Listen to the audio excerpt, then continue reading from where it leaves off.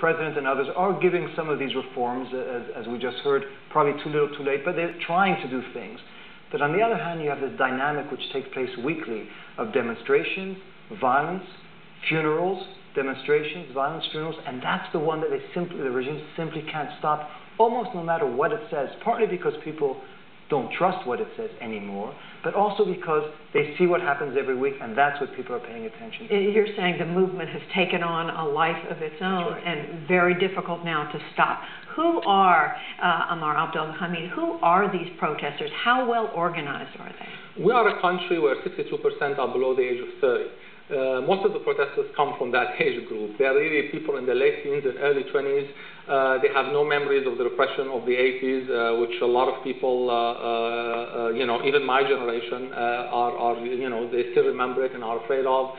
These people have no reason to be that afraid. And at the same time, they really realize that if reform didn't happen now, if change didn't happen now, if they miss this opportunity, it means the rest of their life, perhaps, in enslavement under Assad, they will have, So the reality is we have people who are full of hope, full of aspirations. They have waited 10 years, and that's a lifetime for them, basically waiting for Bashar al-Assad to reform, and nothing has happened. So they decided to take matters and initiative into their own hands, and they're out on the streets now trying to make history. And Rob Malley, this is a cross-section of society? I mean, all middle class, educated, not educated?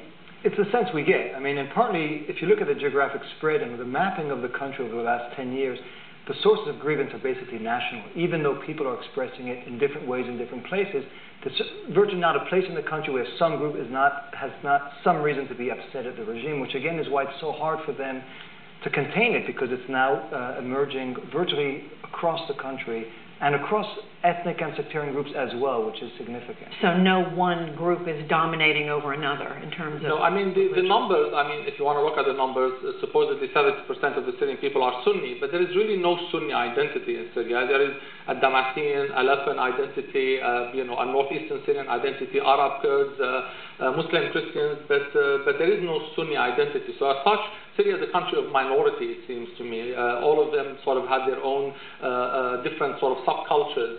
And but as they are all united by living conditions and all united by grievances vis-a-vis the regime, they are all united by the fact that we have one central authority that has continued to fail us for so many years. And in a sense, if you have now an overarching sense of identity, is of being anti-Assad at this stage.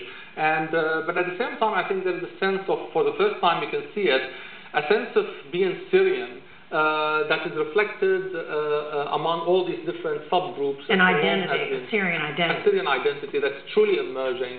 And it's really, that's an encouraging aspect of it.